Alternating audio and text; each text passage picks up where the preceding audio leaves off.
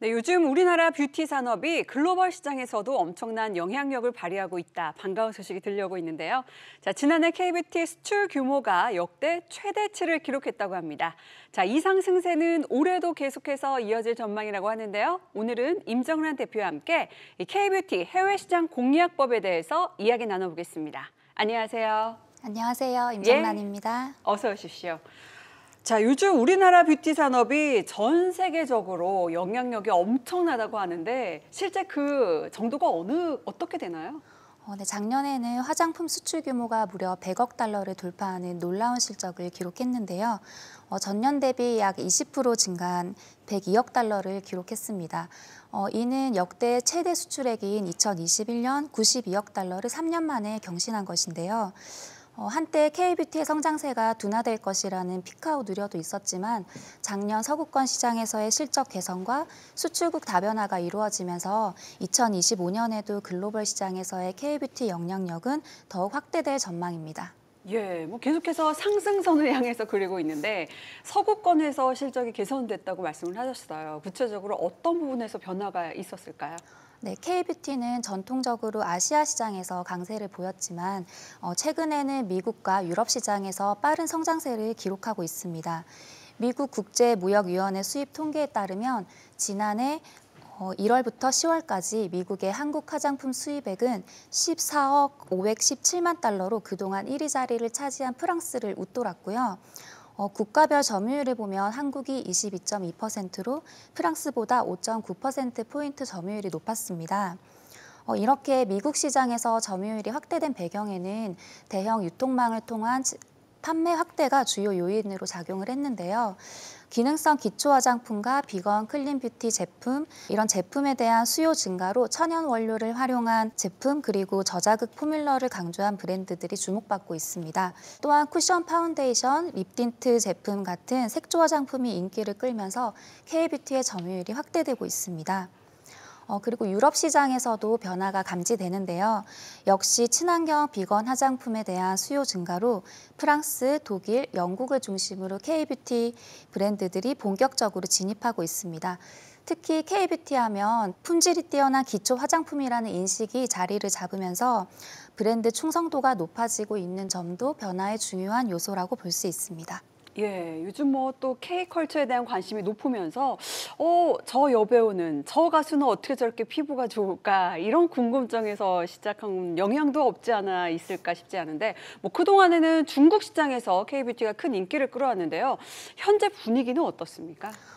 네, 한때 K뷰티가 중국에서 독보적인 입지를 구축했었지만 최근에 중국 내 로컬 브랜드들이 빠르게 성장하면서 경쟁이 심화되고 있습니다. 그럼에도 불구하고 한국의 프리미엄 스킨케어 그리고 한방 화장품, 기능성 제품에 대한 중국 소비자들의 신뢰는 여전히 높은데요.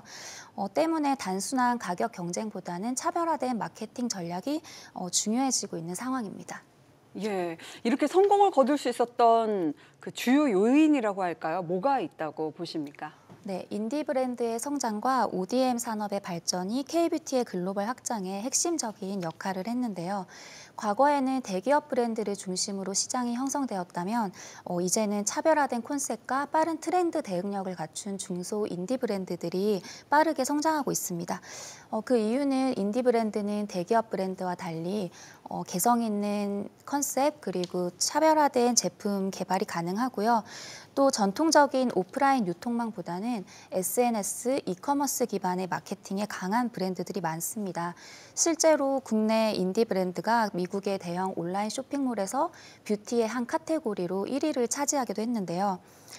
이 브랜드는 평소 1시간마다 고객 후기를 확인해서 제품에 반영하는 것으로 유명하고요. 흑인 유튜버의 피드백을 반영해서 흑인 피부톤에 맞는 쿠션을 출시한 것이 세계 시장에서 통한 것으로 해석되고 있는데요.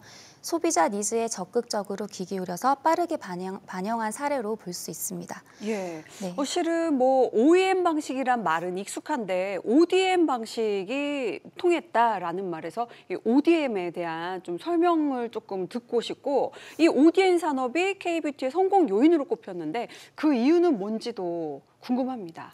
네, ODM 산업이 생소하신 분들도 있으실 예. 텐데요. 먼저 개념을 설명해 드리면 그동안 흔한 방식이었던 OEM은 브랜드가 제품을 기획하고 제조는 외주 업체에서 담당하는 방식이고요. ODM은 제조사에서 제품 기획, 그리고 개발, 생산까지 모두 담당하고 브랜드는 이를 유통하는 방식입니다. K-뷰티는 트렌드 변화가 빠른 산업이기 때문에 ODM 방식이 특히 유리한데요. 한국 ODM 기업들은 기능성 화장품, 비건 클린 뷰티, 항노화 기술 등에서 강점을 보유하고 있기 때문에 기술력에서 차별성이 있고요. 이를 바탕으로 글로벌 소비자들이 원하는 성분, 질감, 기능 등을 제조사에서 빠르게 반영해서 브랜드에 제공할 수 있기 때문에 브랜드별, 국가별 트렌드에 맞춘 차별화된 제품을 출시할 수가 있습니다. 예, 이 화장품에도 이제는 뭐 항노화, 뭐 비건 이렇게 트렌드가 굉장히 핵심적으로 끌어가는 어떤 부분들이 있는 것 같아요. 자, 이제 그러면 구체적인 수출 마케팅 전략도 함께 알아봐야 될 텐데 아무래도 뭐 나라에 따른 현지화 전략이 중요하겠죠? 네, K-뷰티가 글로벌 시장에서 지속적으로 성장을 하기 위해서는 국가별 소비자의 특성과 그리고 니즈에 맞춘 현지화된 전략이 필수인데요.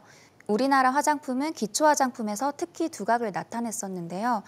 최근에는 색조 화장품도 인기가 높아지고 있는 만큼 이를 중심으로 말씀드리겠습니다. 미국의 경우에는 다양한 인종이 모여 있는 만큼 다양한 피부톤을 커버할 수 있는 제품을 출시하는 것이 필요하고요. 그리고 일본의 경우에는 은은하고 자연스러운 색감으로 부드러운 색조 표현이 가능한 제품 위주의 진출이 필요합니다. 그리고 동남아 시장에서는 아무래도 더운 날씨와 습한 기후로 두껍지 않고 가벼운 메이크업을 선호하는데요. 가벼운 틴티드 선크림이라든지 잘 지워지지 않는 립 틴트와 아이라이너 같은 땀과 유분에 강한 롱래스팅 제품이 필수적입니다. 예, 요즘에는 보면 이 SNS의 뷰티 인플루언서들의 활용한 마케팅도 굉장히 활발한 것 같던데 해외에서도 이런 마케팅 방식이 중요할까요? 어떤가요? 네, 해외에서도 SNS 마케팅은 필수적인 전략인데요. 유명 SNS를 통한 쇼핑 콘텐츠 마케팅이 빠르게 성장하면서 K-뷰티 브랜드들도 이를 적극적으로 활용하고 있습니다. 쇼핑 콘텐츠는 빠른 바이럴 효과로 브랜드 인지도 상승에 도움이 되기 때문에 동남아, 미국, 유럽 시장에서도 아주 강력한 마케팅 도구로 자리를 잡고 있고요. 또 국가별 인플루언서들과의 협업도 중요한데요. 특히 1만에서 10만 팔로워를 보유한 마이크로 인플루언서들과 협업하면 소비자 신뢰를 얻는 데 효과적이고요. 또 중국에서는 중국의 SNS 인플루언서를 의미하는 왕홍과 라이브 방송을 하면 실시간으로 소비자들과 소통할 수 있어서 구매 전환율이 높은 것으로 나타나고 있습니다.